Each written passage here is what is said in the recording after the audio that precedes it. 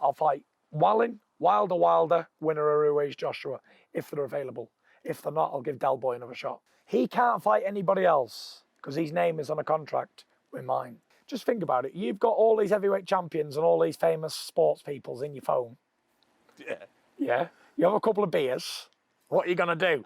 Oh, Derek Chisora. Con dineros, sin dineros, yo soy el rey gitanos. Tyson, it's Las Vegas. It's another fight. It's another swimming pool. It's another big house. Otto Wallin, the Swede. What's your thoughts on Otto? Otto is just my type. Literally just my type. He's tall, he's blonde, he's got blue eyes. Southpaw. He's damn sexy. Just my type. Big, tall, blonde, unbeaten, ambitious, tall, blonde, blue eyes, good looking, sexy as beep, beep, beep, beep, beep, beep. And he can fight a bit. More than a bit. 20-0, southpaw. Don't know what to expect. I might hit him once and it might fall over. Who knows? Hopefully that'll be the case. But then again, he could give me a good 12 rounds and beat me. Who knows? What would you do if you were facing Tyson Fury and you had nothing to lose and you were expected to lose? What would you do in Otto's shoes? What would I do? I'd swing for the hills and hope to land one. But get clipped in the meanwhile and it's good night. Listen, there's not much you can do against me. I'm a superior boxer. I'm much bigger than everybody in the division. I've got longer reach. I've got better boxing IQ. And I can fight inside or outside a box or come forward, backwards, whatever. So there's not much they can do. Hope to land a lucky punch, maybe. So they have to try and surprise you. They have to get one on me. Yeah. They have to get one on me. And I've been knocked down plenty of times before. Knock me down, keep knocking me down. That's it. That's all you can do.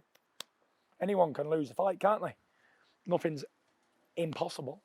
No, well, you've not lost a fight as a professional, but you know enough people that have. And you've beaten enough people that didn't think they could be beat. Exactly. Tyson, two of the guys that you've been in with in the last few years, Vladimir Klitschko and Deontay Wilder, were at the top of their game. Vladimir was untouchable 10 years. Deontay... Hold on, let's rephrase. When I fought Vladimir, he was over the hill. No, he wasn't. But then he went in a time machine 2 years later and fought Joshua in his ice prime. But when he fought the Gypsy King, he was an old man. You made him an old man. I did. By the end of the first round, by the end of the second round. People forget in the first round when he was trying so desperately to knock you out. Missing you with those right hands, but they were coming close. Yeah, very close. Yeah, he fancied it that night, didn't he, Big Vlad? Inches away from me old whiskers. But I don't believe on that night any heavyweight in history would have beat me. It was my night. I took punches in that fight, bang on the chin, that I've been over lesser punches. So it was definitely a divine intervention for sure, because nothing was putting me over. The same shots he'd knocked 60 victims out with was bouncing off my jaw like the fun of it. I was going nowhere. Not like I've got a granite chin or nothing, is it? I've been put down plenty of times. Yeah, but you've been hit and caught off, or your feet were together when you got dropped by Cunningham. Your feet were together, you were changing stance. Yeah, but I've been put down loads of times. Caught and hurt. It's easy to put down the Gypsy King, isn't it? Just hit him on the chin and he falls over with his glass chin. Come on. No, the chin's not, there's nothing wrong with your chin. You get clipped on the top of the head. Woof. With Wilder hit you with two of the best punches. Anyone can ever land. Exactly, the perfect combination. The only combination that was going to drop you, and you still beat that count. That was divine intervention.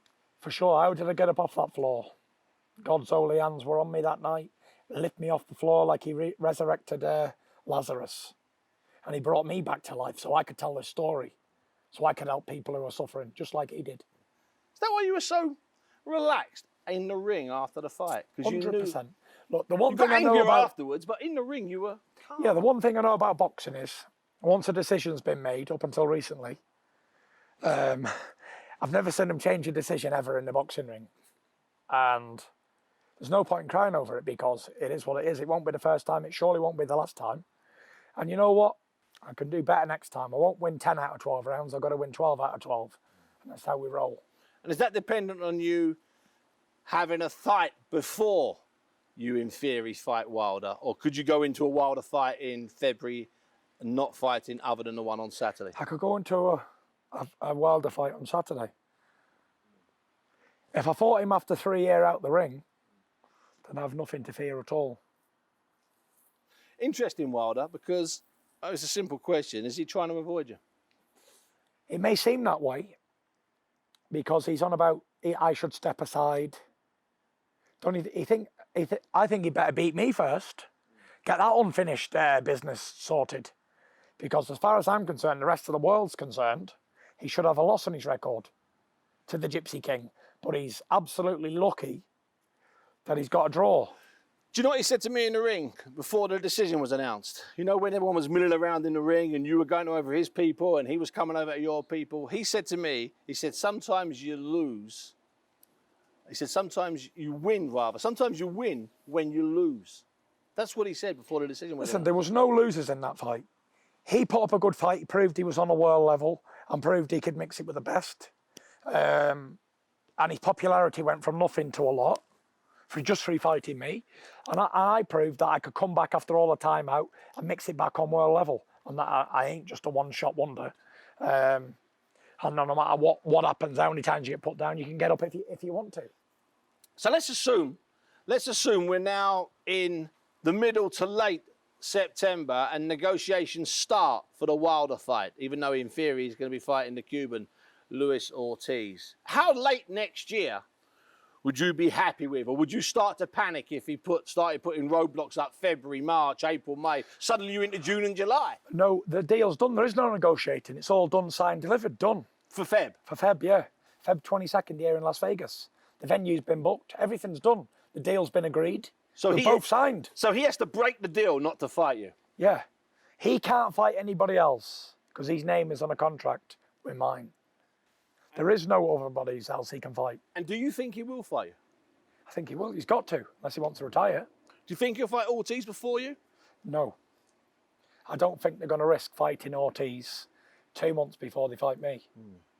Will you risk going out in December or November? Apparently, I've spoke to Bob Arum and he said it's not happening. Okay. So that was just a suggestion, an idea. No, in an ideal world, Yeah, I'd love to fight in December, but if I'm definitely fighting in February 22nd, then I'm not bothered about fighting in December at all. Now, I know that Wilder doesn't return your texts anymore. I think he's changed his number, you know. That's outrageous. And isn't giving you a new number. Or he might have blocked me. Oh, he can't block you. He's an adult. Blocked me. Okay, but there is someone you do speak to on the telephone. Yeah. So I'm told. Anthony Joshua. Yes, now What and are again. these conversations you have with Joshua when you call him? Well, I call him and sometimes I say, what's happening, AJ? How are you, mush? That's usually what I say. And then we have a little bit of back and forth and I tell him I'm going to knock him out and he tells me I'm going to knock you out. And I said, after your last performance, mush, you need a lot of improvement to knock me out, I tell you that. And he has a little laugh and we have a little laugh and it's a bit of banter, isn't it? But just think about it. You've got all these heavyweight champions and all these famous sports peoples in your phone. Yeah. Yeah. You have a couple of beers. What are you going to do? We're only human after all, aren't we? So they're not hostile, nasty conversations. It's just you. It's just a it's little just bit me of... having a bit of banter with the lads. I call Dylan White. I call Wayne Rooney. I call Anthony Joshua. I call them all. Oh. Because when Joshua first got knocked out, in the morning after, you said, look, it can happen to anybody. Yeah, of course. He went down swinging. Listen, it was what it was. There's no shame in losing on the night. Listen, we're athletes at the end of the day. We're boxers. We're rivals at the end of the day. But this is a sport, and anyone can lose a fight. Anyone can lose a match. Look, you can sometimes see the best football teams in the world lose to like worse ones. Yeah. Do you know? And you can sometimes see heavyweight champions who are supposed to be great lose to someone who's not supposed to be that good. That's just the world we live in.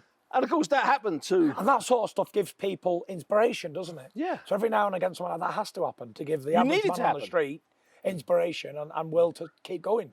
You need an unbeatable man to be stood on his head occasionally, like you did with Vlad in front of 50,000 people in Dusseldorf, and like Ruiz did to Joshua. Yeah. You never managed to get back in the ring with Vlad, a variety of reasons, the following year. It wasn't a great year for you. I think you'd agree with that. So you never got a chance to beat him again. Joshua has got a chance to get back in the ring with Ruiz. Is that wise, do you think? I don't know. I'm not a boxing What's promoter. your gut feeling, though? You're a boxing man. I am a boxing man, but there's different breeds, and I'm a different breed to anybody that there is out there else. I'm a different animal, different breed. So I can't think about what I do and go on other people because it's what would you do? Not realistic. Would you have to fight Ruiz again? I would have to. Yeah. But logically, it depends how you lose.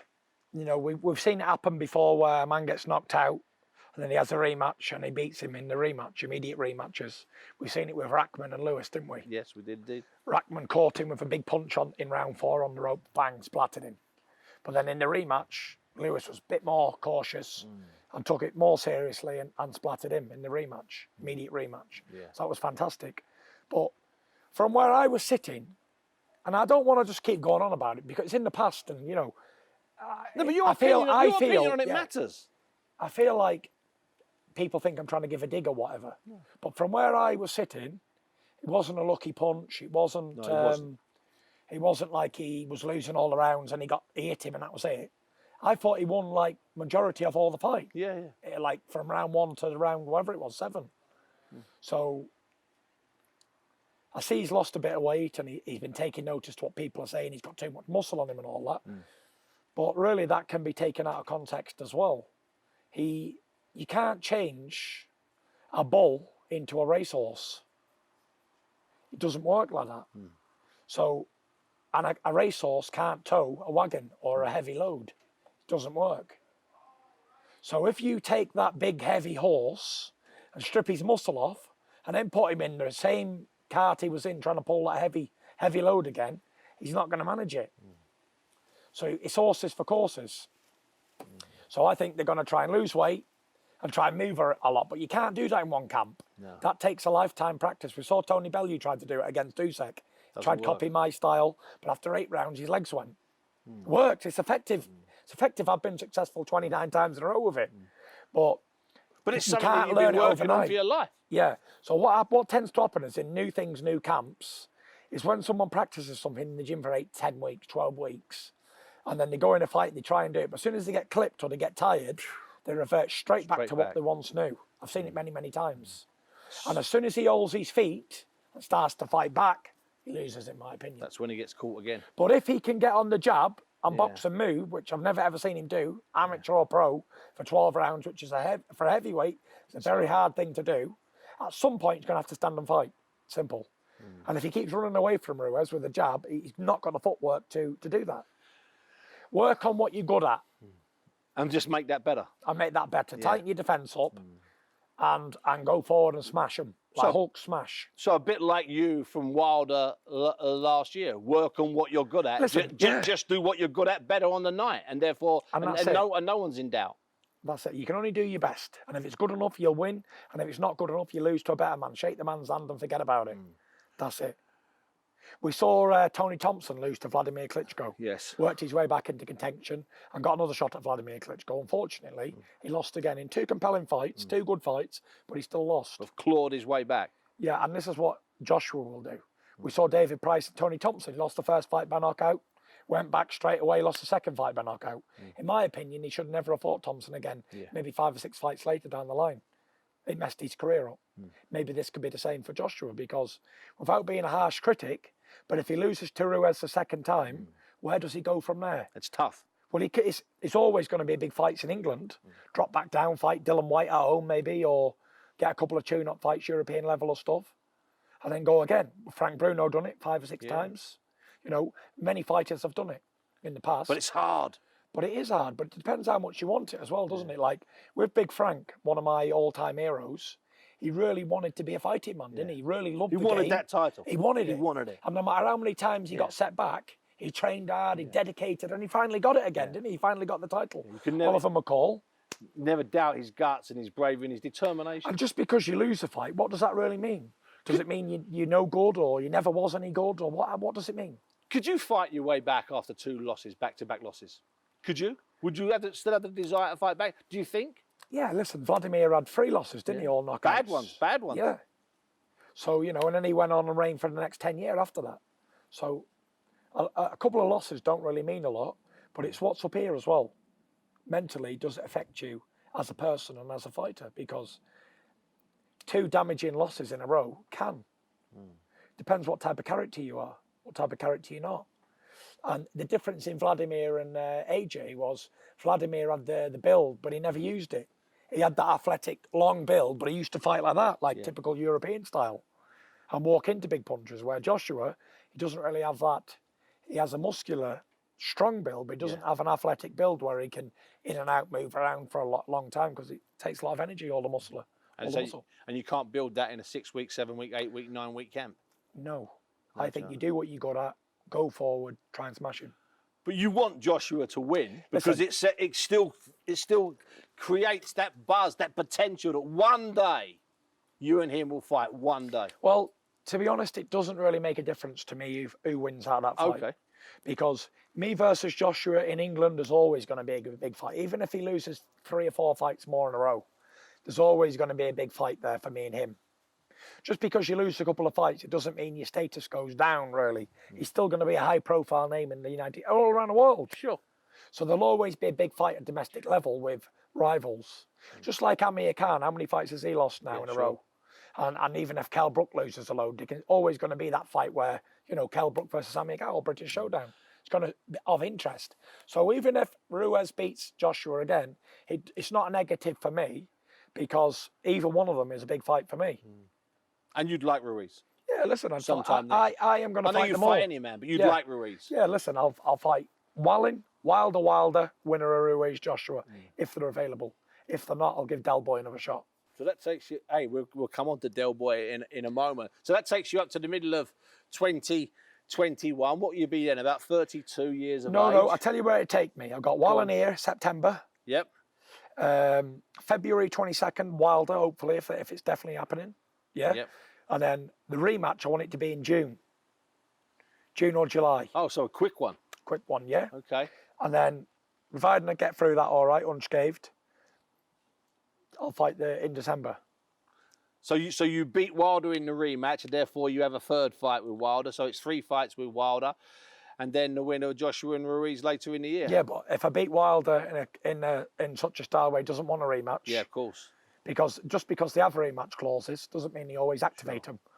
So if I beat him in a good enough fashion where he doesn't want to fight or the money ain't enough because the percentage is terrible for him, then he'll go somewhere else and then I'll fight whoever then. So that becomes the greatest year by a heavyweight probably since a peak Tyson first year and probably since Ali back in one of the 70s. That becomes one of the greatest years by any heavyweight, that scenario there. Why don't we make these fights? 2020. We're not getting any younger, are we? He's 34 Wilder this time. I'm 31. Joshua's 30. These fights need to be made in a hurry as well. Are you sensing that? Are you sensing that? Not that people are turning away from the sport, but are you sensing that people want these fights to happen? Like we all thought we were getting you and Wilder in April and May, whenever it was, and we're not going to get it till February of next year. Are you sensing that? Are you getting that sense that people want to see you three in some kind of round robin and throw in Ruiz? Well, I'm not getting the sense that people are getting sick because good things come to those who wait. And if you look back at boxing, it takes a long time for these big fights to get made. And from December 18 to February 20 ain't that long really, because look at Pacquiao Mayweather. Look how long that took to get made. Too many years. But listen, it's going to be a massive fight. It's the biggest fight that's out there. When people get beat, and when there was 3 unbeaten world champions in the division, that was hot. That was exciting. Yeah. But one of them then gets knocked out to a man who's already been beaten before. It ain't so hot anymore. Sure. So then you've only got 2 guys who are red hot in the division, 2 unbeaten, over 6'7" guys. And they fight in February. 1 British, 1 American. And they fight in February. And they fight in February. Back here in Las Vegas. In a rematch. In the biggest rematch the world has ever seen. One of your old opponents had a press conference in London. Today, was it? Yes, it was today. It was going very well. Yeah. Top of the bill is Regis Prograis, a world champion, against Josh Taylor, a world champion. It's in London at the O2. And Derek suddenly said, listen, said to the promoter, said to the other people there, I'm the main event here. Why aren't I the main event? I need more money. What's your position on it? One thing I've got to say about that is, oh, Derek Chisora. Oh, Derek Chisora. I'm a massive fan of War now, isn't it? War. Yeah, War. Yeah, I'm a massive fan of his. I always have been. Love him to pieces.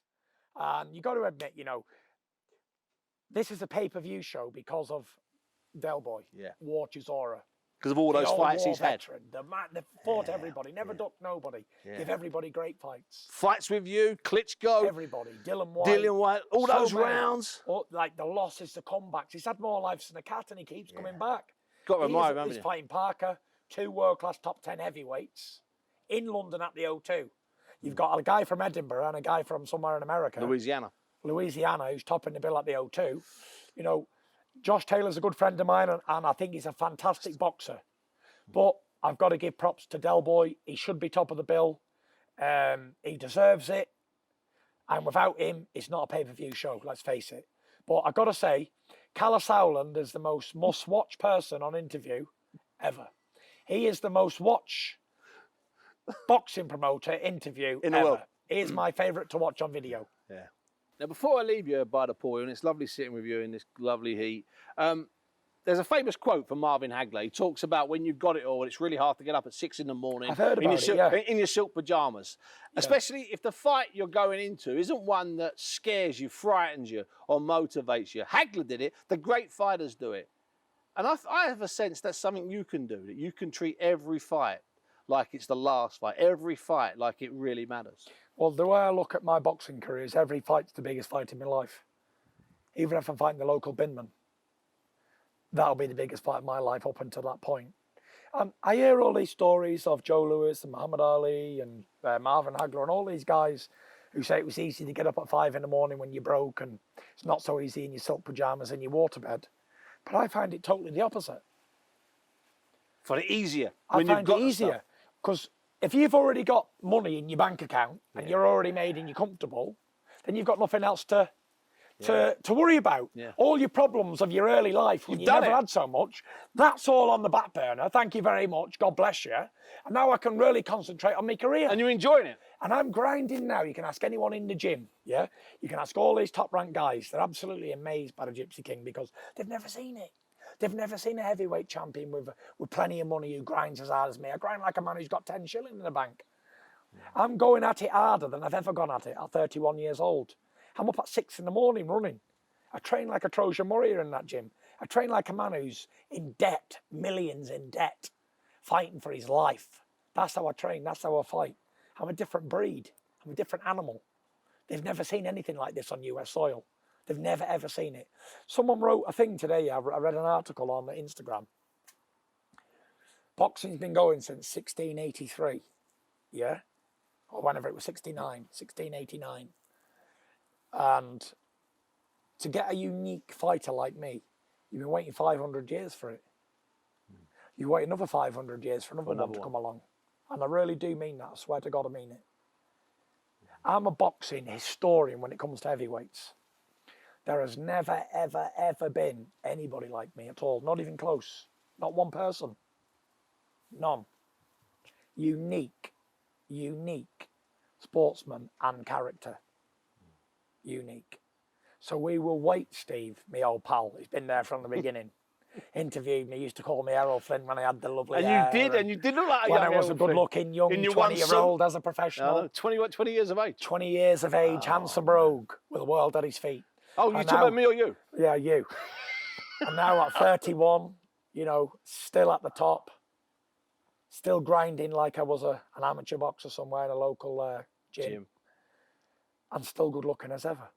Does it get any better than this? What a journey, eh? What a journey. What an incredible journey. And, you know, another epic story of a British fighter cracks America. All the greats have to do it, don't they? For sure. They do. And you can never be considered a great fighter unless you come over here and fight and win. And carry on winning. And that's it. Adios, amigos. Tyson. You know, they're calling me a new name now. Yeah, give it to me. Share it with me. Go on. Do you know what They call me El Rey Gitanos. The Gypsy King. Con dineros, sin dineros, yo soy el Rey Gitanos. Give me that as well. What's that for? With money or without, I am the Gypsy King. Oh, that's glorious. Viva Mexico!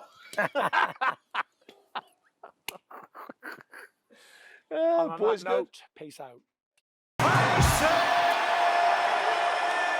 Fury!